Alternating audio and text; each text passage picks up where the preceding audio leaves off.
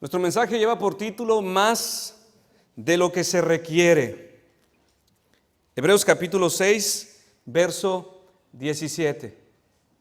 En nuestro mensaje anterior, mis hermanos, consideramos la maravillosa condescendencia del Señor al hacer un juramento. Esto fue lo que expusimos la semana pasada.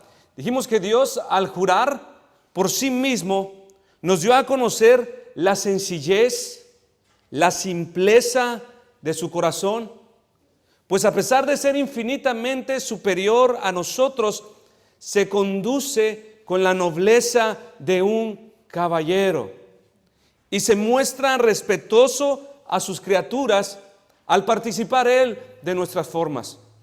Esto cuando Él hizo un juramento. Resaltamos el hecho también que cuando Dios juró a Abraham, no lo hizo bajo las mismas circunstancias por las cuales nosotros juramos. Dios es verdadero, Él es veraz, es imposible que se arrepienta, es imposible que mienta. No lo hace como en el caso de nosotros. Él juró con el propósito de proveer a nuestras almas volubles, inconstantes, las más grandes de las seguridades. Con este propósito es que Él jura. Aprendimos también la semana pasada que los hombres juran y aceptan juramentos para suplir una carencia humana. Esta carencia humana es el desconocimiento de las cosas futuras, el desconocimiento de las motivaciones del corazón de los hombres, la impotencia humana para vengarse de aquel que escape en caso de haber incumplido un juramento.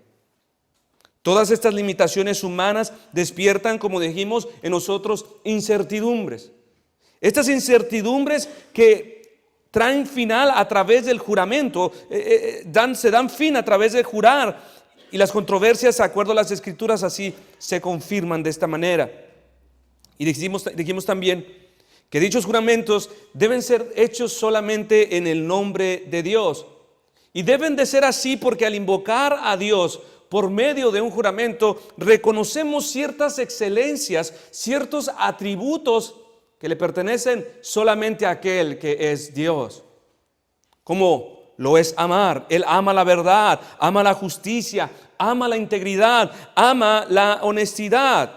Y al jurar en el nombre de Dios, se reconoce que Él tiene estas características, esta excelencia, y también se reconoce esa capacidad única para conocer el porvenir, para conocer las verdaderas intenciones del corazón del que jura, y también se reconoce que Dios tiene poder para vengar al que jura falsamente y hacer justicia al que inocentemente depositó su confianza en un juramento.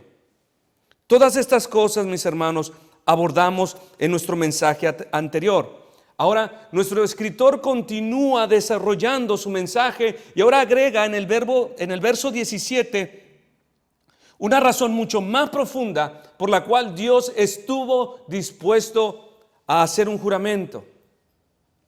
Mis hermanos, le animo a poner atención, porque el propósito de este mensaje es consolar el alma. Dice el verso 17, y estas son las razones por las cuales Dios hace un juramento con el hombre. Por lo cual, queriendo Dios mostrar más abundantemente a los herederos de la promesa la inmutabilidad de su consejo, interpuso juramento. ¿Qué es lo que está diciendo? Primero que nada, mis hermanos, nuestro escritor está exaltando la soberanía de Dios sobre sus decisiones, agregando que por el hecho de que Dios haya querido participar de nuestras formas al jurar, no significa que Él se vio en la necesidad de hacer uso de nuestras costumbres, como lo es jurar. Tampoco significa que Dios hizo esto motivado por algo fuera de sí mismo, sino que Él ha jurado y lo ha hecho de esta manera porque así quiso. Es lo que dice, por lo cual, queriendo Dios, punto. Dios no requiere, mis hermanos, ningún otro motivo fuera de sí mismo para hacer cuanto ha querido. Así, de su sola voluntad, de su libre gracia, se propuso sellar con un juramento todo el bien que se propuso a hacernos. Así lo ha querido. Y esto es lo que nuestro escritor agrega ahora a su mensaje, por lo cual, queriendo Dios mostrar más abundantemente a los herederos de la promesa la inmutabilidad de su consejo, interpuso un juramento, selló sus palabras. En otras palabras, Dios de su puro placer se ató a sí mismo por medio de un juramento para hacer lo que Él desea. Este es el fundamento, mis hermanos, de todo el bien de los hombres. Todo el bien que puede venir sobre nosotros, este es su fundamento. Así Dios lo quiso. No hay otra razón fuera de Él por la cual Él ha encontrado este motivo. Esta es la razón. Y esta es una verdad, mis hermanos, muy profunda de sondear. Dios, quien no puede fallar, Dios, quien no puede mentir, pone sobre su misma palabra una atadura, un juramento. Pero como hemos advertido, cuidado, mis hermanos, que pensemos que Dios hace juramentos bajo los mismos términos con los que los hombres hacen. Los hombres en asuntos de peso tienen necesidad de hacer juramentos. ¿Por qué? Por nuestra tendencia a incumplir nuestra palabra. Por eso se demandan juramentos de nosotros los hombres. Pero Dios es imposible que mienta.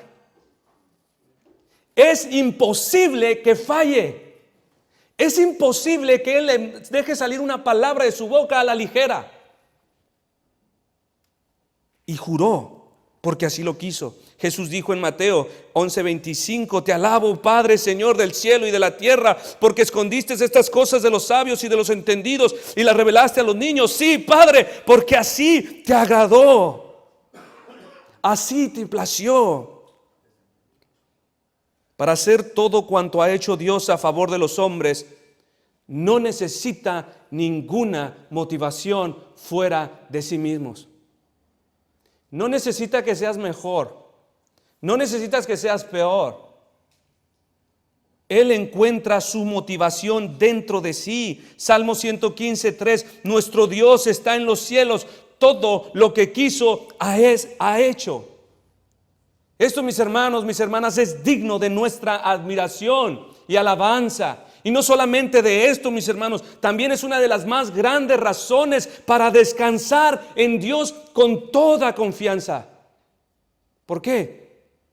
Porque si Dios ha hecho todo cuanto ha querido hacer por el solo deseo de su voluntad, esto quiere decir, mis hermanos, que su favor, su bendición sobre nosotros no depende de nosotros. No depende de lo que hagas o de lo que dejes de hacer. Él lo hace porque así lo quiso. No hay una razón externa fuera de Dios que le motive a hacer todo el bien que se propuso hacerte. No hay nada fuera de sí mismo que le obligue, mis hermanos. ¿No es esto maravilloso? Mis hermanos, sí, hay veces que yo cuando estoy preparando el sermón y estas cosas vienen a mi mente, lloro por unos minutos. No se entienden a la simple vista. Necesitamos digerir estas palabras, la importancia de lo que el Señor nos está tratando de decir. Esto es maravilloso, mis hermanos, que Dios, a pesar de lo que somos, se ha propuesto bendecirnos de toda forma inimaginable. Esto quiere decir que Dios no pone los ojos sobre nosotros para entonces determinar qué tan poco o qué tan mucho nos va a favorecer.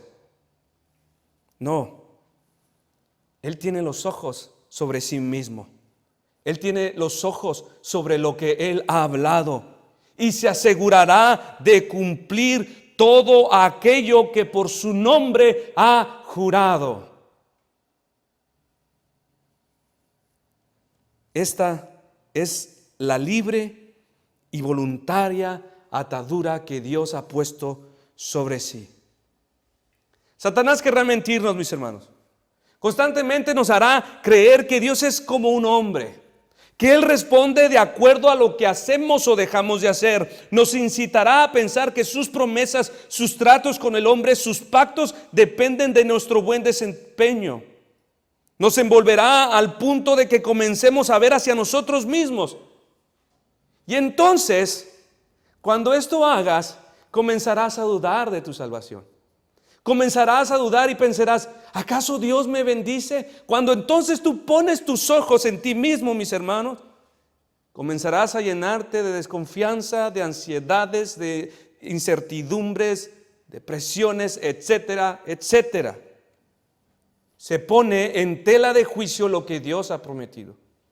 Cuando volteas y ves a ti.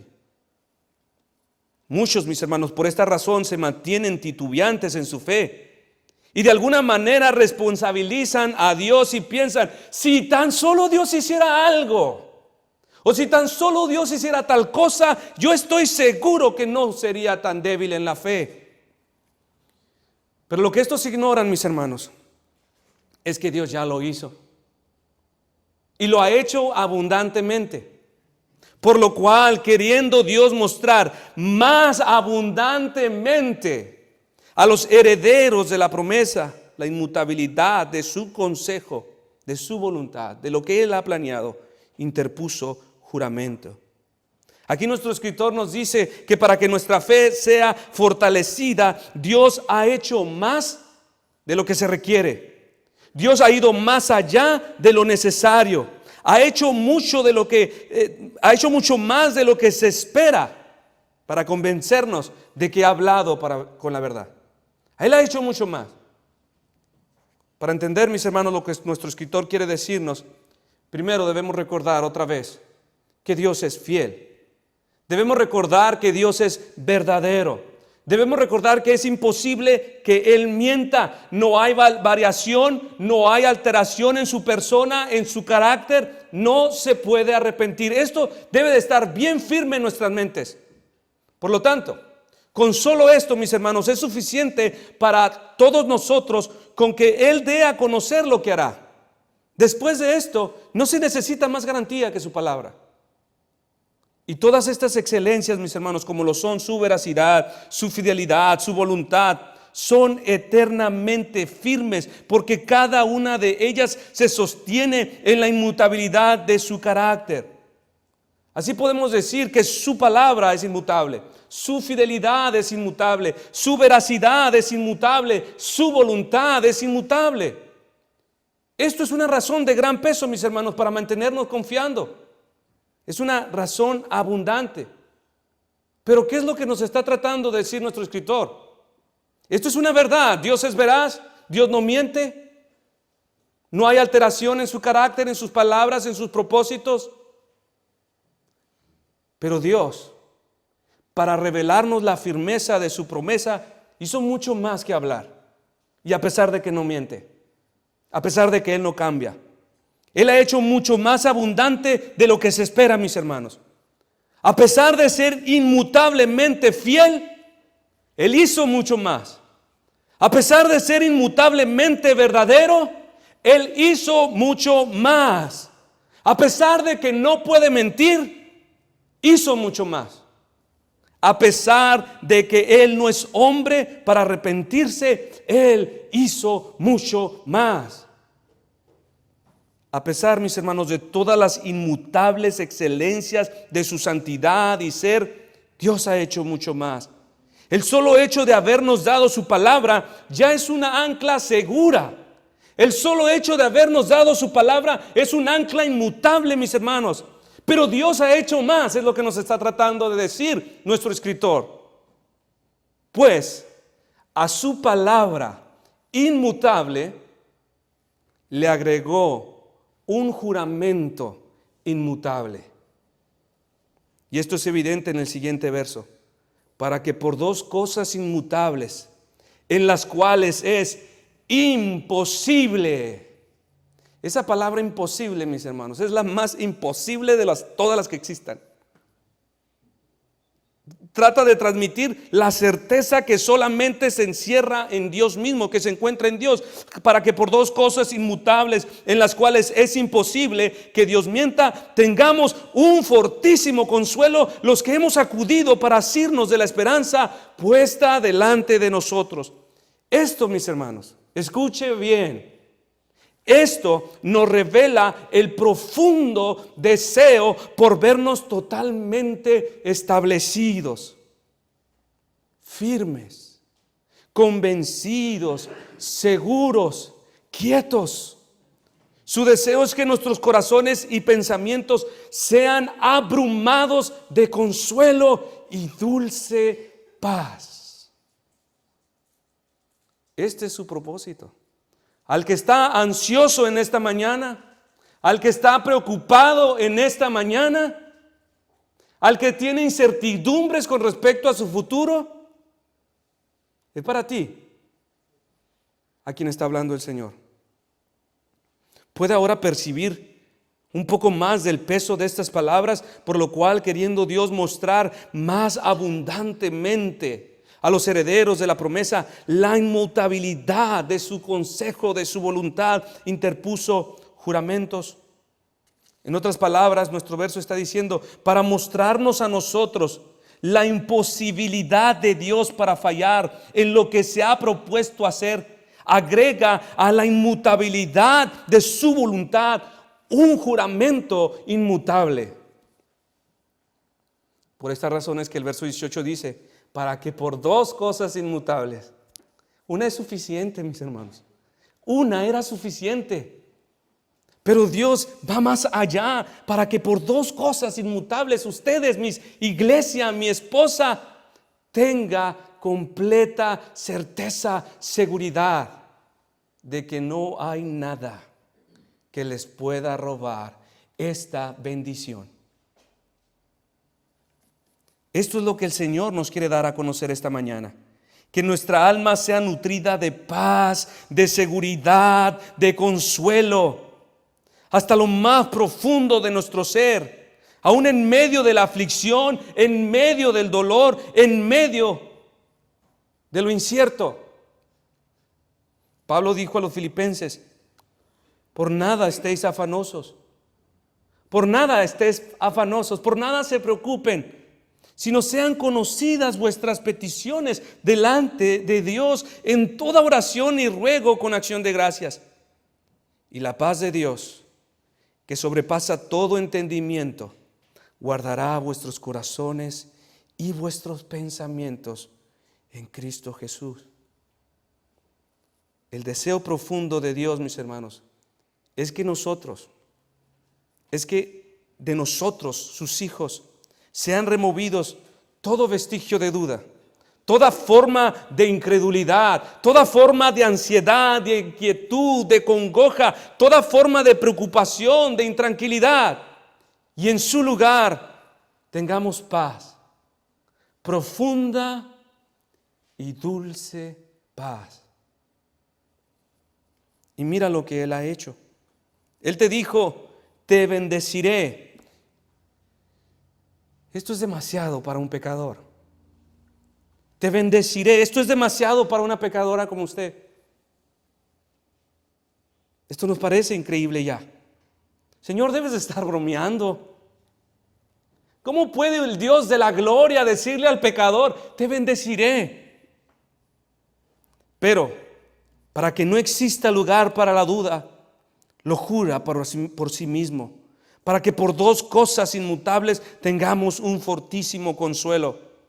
Pero como era de esperarse, aún tenemos problemas todos nosotros, mis hermanos, para asimilar lo que esto significa. Porque estoy muy seguro que al terminar este mensaje muchos de nosotros seguiremos ansiosos. Seguiremos preocupándonos y quizás en el instante que yo estoy hablando, algunos de ustedes están pensando en los asuntos de esta vida.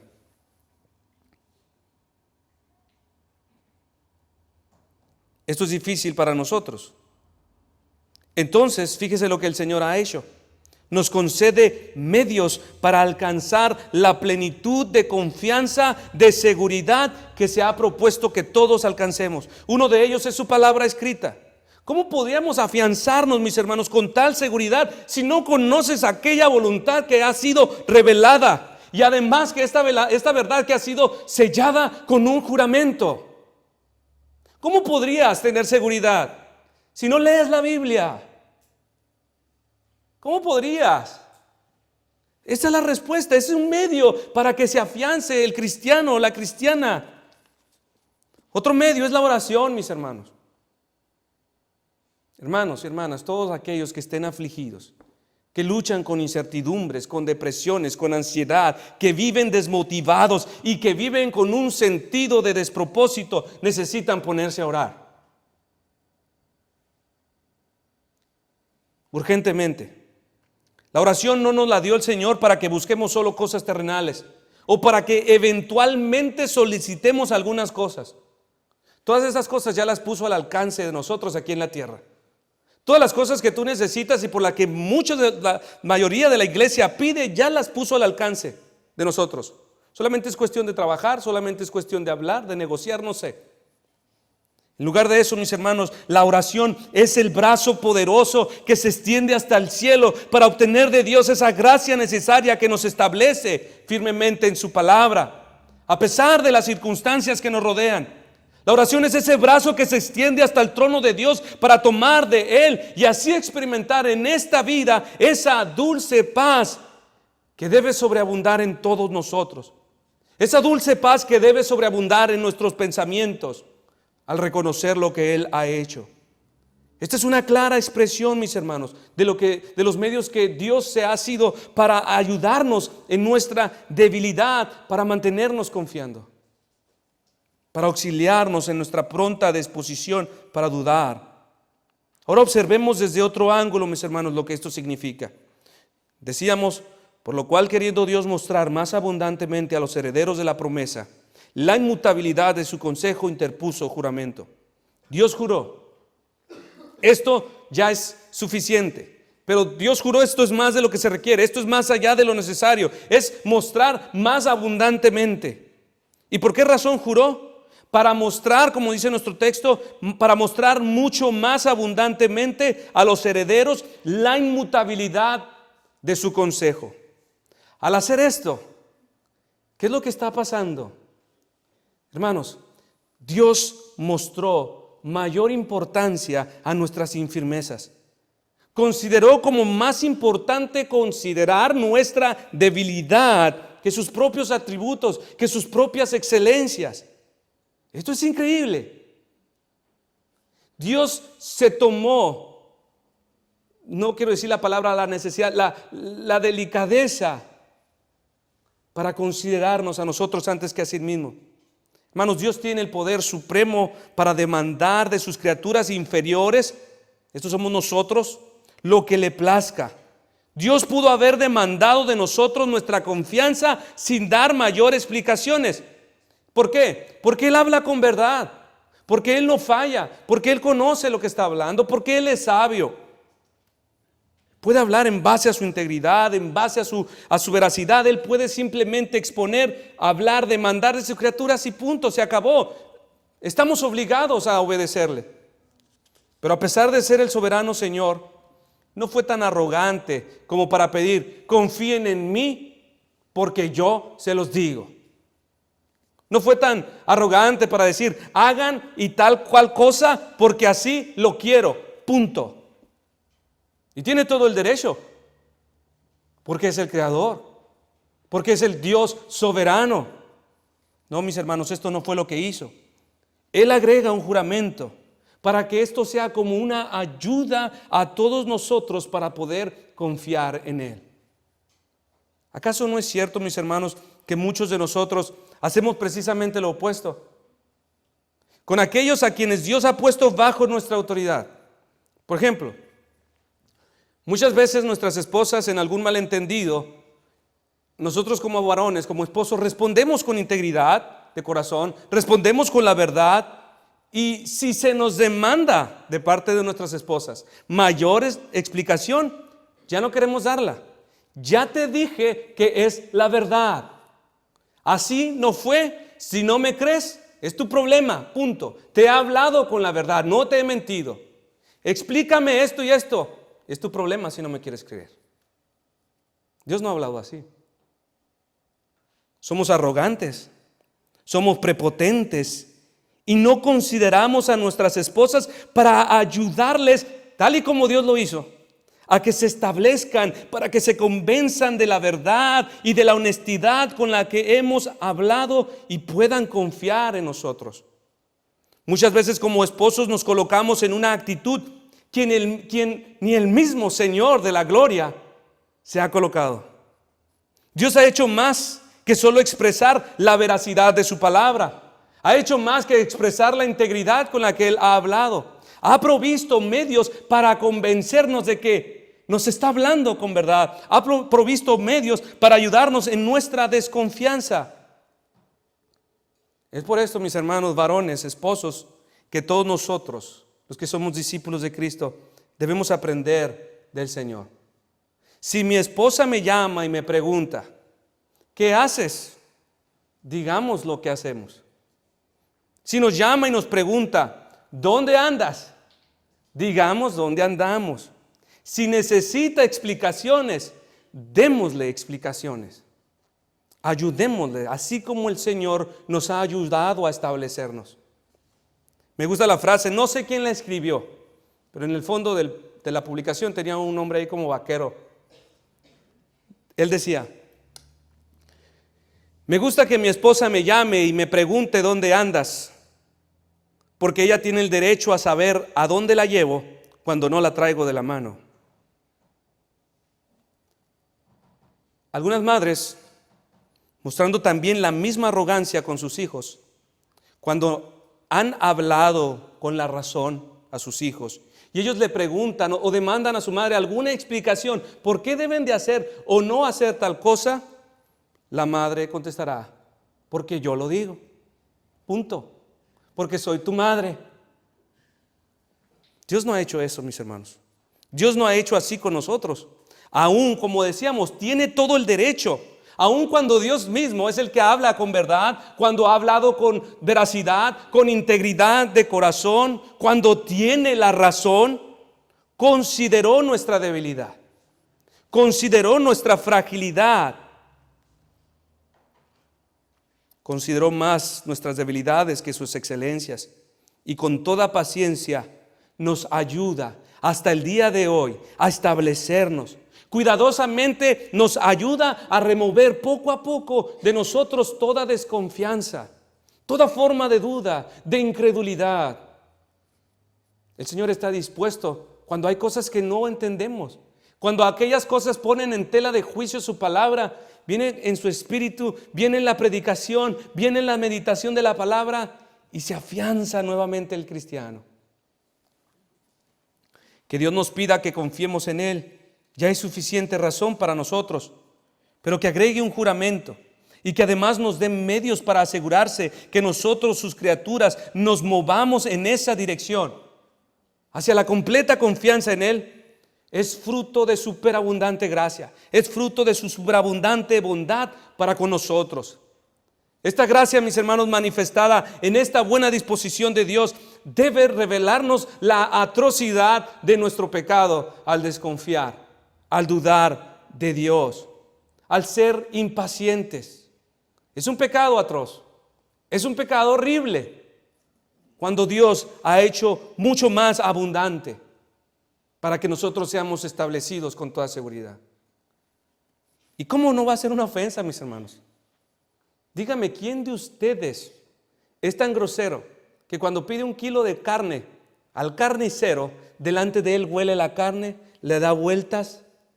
No es que la tomamos, la llevamos a nuestros refris, la preparamos y la servimos a la mesa y comemos junto con nuestros hijos. Confiamos totalmente en lo que se nos vendió. Muchos de nosotros no hacemos así con nuestros hijos al tomar a Dios y su palabra.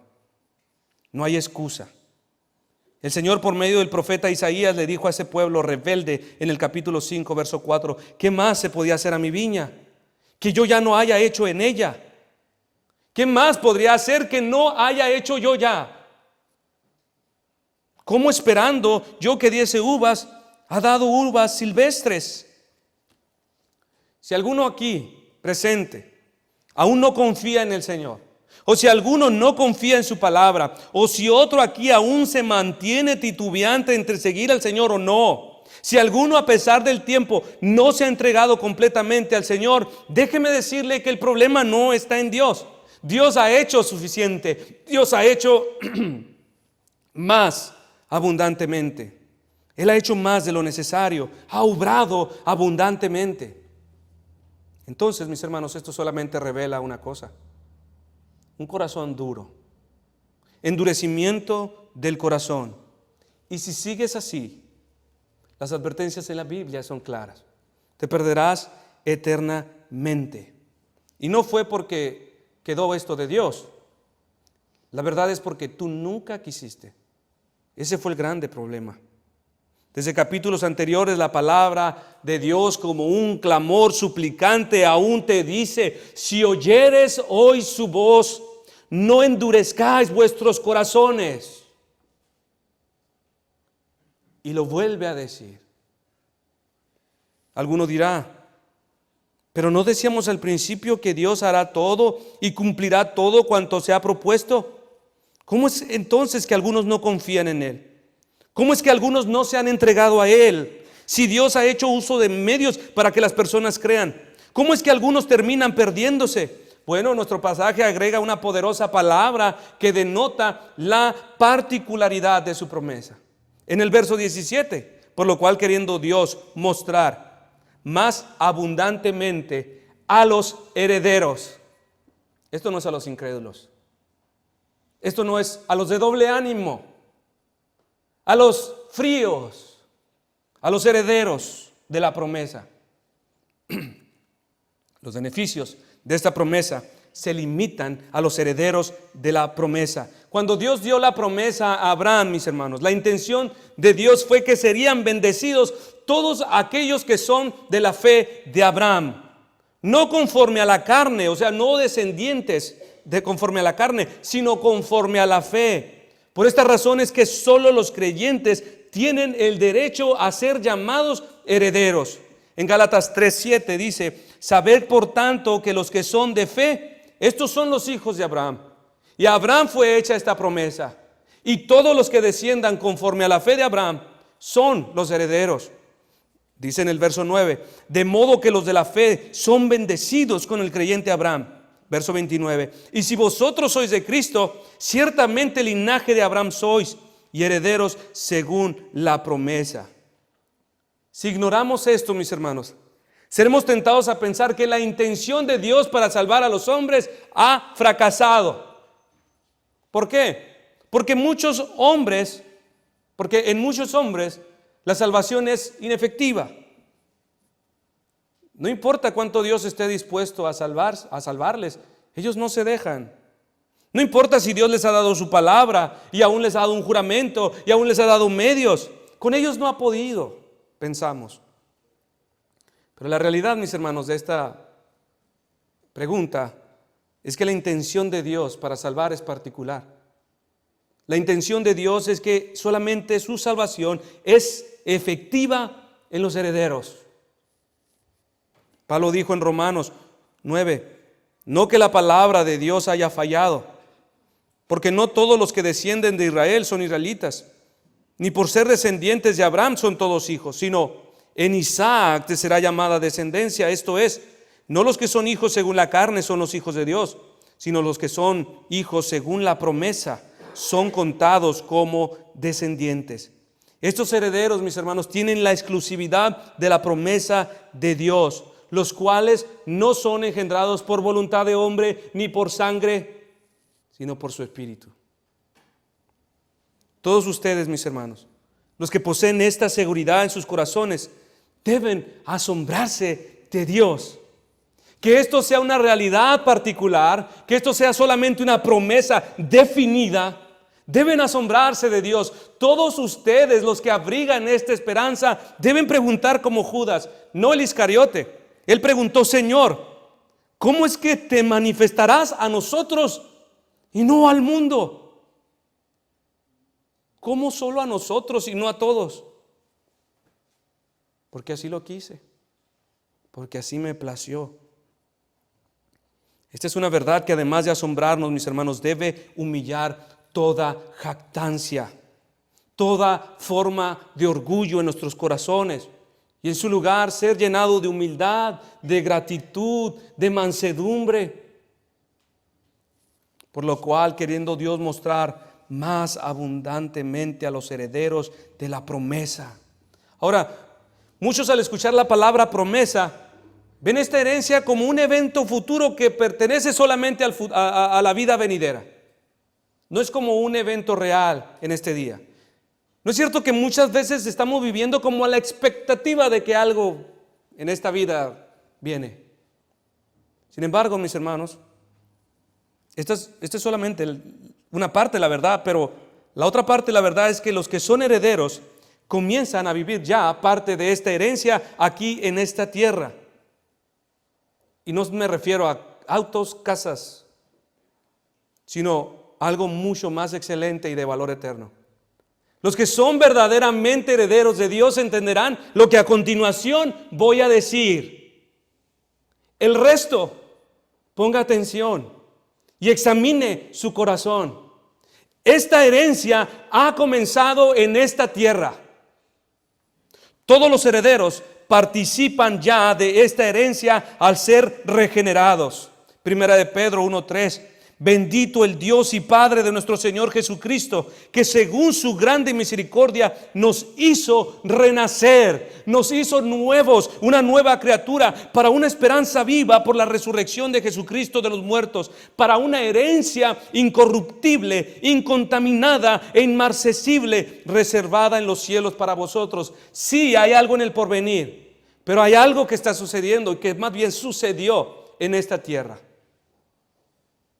Los herederos participan de esta herencia al ser regenerados.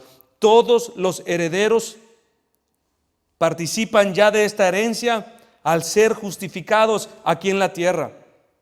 Tito 3:7. Para que justificados por su gracia viniésemos a ser herederos conforme a la esperanza de la vida.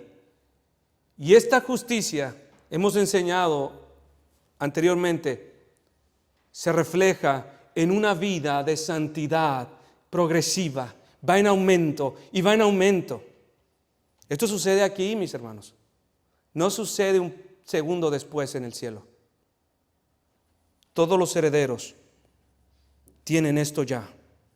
Y asimismo, todos los herederos serán guiados por el Espíritu aquí en la tierra. Romanos 8:14-17, porque todos los que son guiados por el Espíritu de Dios, estos son hijos de Dios. El Espíritu mismo da testimonio, ojo, a nuestro espíritu de que somos hijos de Dios. Y si hijos, también herederos, herederos de Dios y coherederos con Cristo. De esta herencia, mis hermanos, de estas gracias salvadoras en nosotros, están excluidos todos los incrédulos, todos los que han endurecido su corazón, todos los que tienen corazones de doble ánimo. A veces sí quiero servir al Señor, a veces no lo quiero, ahora sí, ahora no puedo. Qué bueno que tengo visita, no voy a ir a la iglesia. Doble ánimo. De hecho, el apóstol Pablo dice, estos necesitan ser lavados. Esto solamente es exclusivo de los creyentes. Es efectiva solo en los que su voluntad secreta Dios ha elegido para salvación. Muchos hermanos, muchos falsamente se consuelan a sí mismos creyéndose salvos por el hecho de conocer algunas cosas de Dios. Ellos contemplan algunos atributos de Dios, como lo es el amor, como lo es su misericordia, su paciencia, su benevolencia y provisión, y de aquí derivan su esperanza para salvación. Ellos conocen algo de Dios, estas cosas. Hermano o hermana, tú que me escuchas, este conocimiento lo puedes obtener sin venir a la iglesia. Este conocimiento acerca de Dios lo puedes obtener sin ni siquiera haber abierto una Biblia en toda tu vida. Este conocimiento lo puedes tener sin habernos acompañado a un estudio bíblico. No necesitas nada de lo que hacemos aquí para llegar a la conclusión de que Dios es amoroso, de que Dios es misericordioso, de que Dios provee para sus criaturas. No necesitas una iglesia. De hecho, mis hermanos, muchos de ustedes saben de Dios lo mismo que una tribu aislada en una isla donde nunca ha penetrado el evangelio. Saben lo mismito. Ellos también saben que Dios es bueno, que Dios es amoroso, que hay un ser superior que provee, que ha diseñado las cosas con sabiduría, pero de ahí no pasa. ¿Por qué? Romanos 1, porque las cosas invisibles de Él, su eterno poder y deidad, se hacen claramente visibles desde la creación del mundo, siendo entendidas por medio de las cosas hechas, de modo que no tienen excusa. Esto es lo que los teólogos han definido como una revelación común, una revelación general, y esto es lo que muchos tienen. Tendrán mucho de este tipo de revelación y su manera de vivir es un testimonio claro de que esto hacen. No hay poder para vivir como Dios espera. Se dicen cristianos, pero no pueden soportar el ritmo de la vida de los creyentes. Los creyentes se reúnen para orar. Los creyentes se reúnen para predicar la palabra. Los creyentes aman a sus hermanos. Los creyentes están dispuestos a dar la segunda milla cuando se requiere. ¿Por qué? Porque no va en contra de sus deseos. Todo cuanto la iglesia propone es de acuerdo a lo que ellos desean, a su nuevo corazón. Creen conocer a Dios, pero no pueden responder a sus demandas. Dicen creer en Cristo y se unen a las iglesias, pero no tienen la capacidad para someterse a ellas y vivir como un cuerpo. Pueden conocer mucho, pueden tener mucho de este tipo de revelación, pero es una revelación débil, infructuosa para salvación. Y tú que me escuchas, examina tu corazón. Estoy hablando de ti. Mis hermanos, se requiere más que esto. Se requiere de una revelación especial. Se requiere de un testimonio especial en los corazones de que somos hijos. No venimos a la conclusión de que somos salvos porque creo que Dios es amoroso, porque creo que Dios perdona, porque no. Eso no dice la Biblia en ningún lugar. Pero lo que sí dice que esta seguridad de salvación, mis hermanos, no es la obra de la creación, no es la obra de tu conciencia diciéndote, sí eres, creo que sí. No es la obra de tus emociones cuando tienes ganas, cuando te sientes bien, cuando estás de ánimo. No es la obra de los hombres, mis hermanos. Es la obra poderosa del Espíritu Santo obrando en el corazón de los creyentes, que los motiva a seguir adelante. ¿Cuánto poder crees que se requiere para venir a orar los miércoles? ¿Cuánto poder crees que se requiere para levantarte de tu cama y orar? ¿Cuánto poder crees que se necesita para ponerte a estudiar la palabra de Dios? ¿Sabes cuánto poder se necesita? El mismo poder que se requirió para levantar a Jesucristo de los muertos. El poder del Espíritu Santo. No es cosa menor. Es la obra poderosa del Espíritu Santo en el corazón de los creyentes. Romanos 8:16. Y el Espíritu mismo da testimonio. No tu conciencia, no las estrellas, ni el sol, ni unas cuantas cositas acerca de Dios. El Espíritu Santo da testimonio a nuestro espíritu de que somos hijos de Dios, y si hijos, también herederos, herederos de Dios y coherederos con Cristo. Si tú que me escuchas, mis hermanos, abrigas este tipo de esperanza, déjame decirte que tu propio corazón es el peor enemigo que enfrentas. La Biblia dice que el corazón es lo más engañoso. Por lo tanto, te animo en esta mañana, examina tus frutos, examina tu capacidad para obedecer la palabra, las exhortaciones de los ministros de Dios, examina tu capacidad para desear las cosas espirituales, examina tu capacidad para marchar con el ritmo de la iglesia. ¿Ahora te das cuenta que no tienes estas cosas? ¿O ya lo sabías? Entonces, no tienes nada. Solo abrigas una ilusión, una bonita y pasajera emoción que terminará en la más terrible de las decepciones. Cuando creyéndote salvo, cuando creyéndote estar listo para encontrarte con el Señor, resulta que te dicen: jamás te conocí, apártate de mí, hacedor de maldad. No puedes consolarte de ninguna manera. En todas estas palabras buenas que he predicado, no puedes encontrar consuelo tú. No, hasta que vengas al Salvador. Hasta que vengas a ese precioso Jesús que estuvo dispuesto a derramar su sangre sobre una cruz para limpiarte. Hasta que estés dispuesto a decir: creo en ti, haz de mí, Señor, un nuevo hombre. Confiesa tus pecados a Él. Dale la espalda a todos esos deseos impuros. Dale la espalda a todos esos pensamientos inmorales. Apártate de toda forma de pecado, no solamente de uno, de todos. Cree que su sacrificio es lo único que puede limpiarte. Cree que la muerte es el único precio que puedes ofrecer a Dios, que la muerte del Hijo es la única forma de ser perdonado, porque por su muerte Él pagó los pecados. Y si esto crees, y si aún tienes problemas, ora al Señor y dile: Señor, ayuda a mi incredulidad. Y entonces todos los beneficios de su salvación también serán tuyos. Pero por otra parte, mis hermanos, todos aquellos que conocen y que aman al Señor, no se asusten de estas palabras. El Señor dice: mas vosotros estamos persuadidos de cosas mejores que pertenecen a la salvación.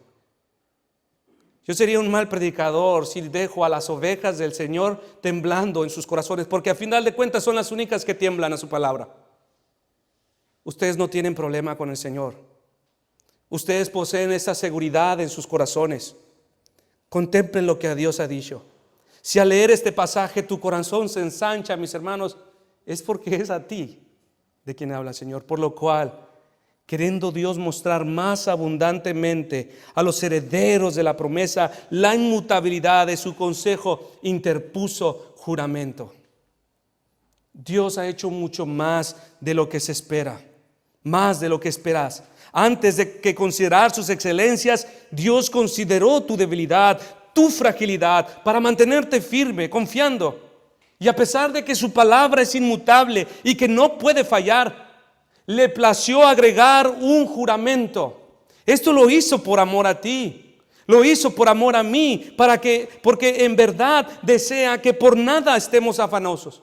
No desea que los suyos vivan ansiosos. No le place de ninguna manera que su iglesia viva preocupada, abrumada de incertidumbres, acongojada, desanimada. No es su deseo. Por esta razón es que en su buena voluntad nos ha dado todo lo que necesitamos.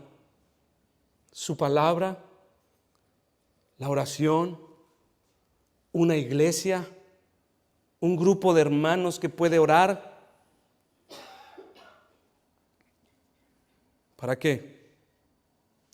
Para que la paz de Dios, que sobrepasa todo entendimiento, guarde nuestros corazones y pensamientos en Cristo Jesús. Aún en esta vida pasajera, llena de dolores y de sinsabores, podamos avanzar completamente firmes, confiados. Póngase de pie y vamos a orar al Señor y vamos a dar gracias. Y después cantaremos y nos despediremos cantando un himno.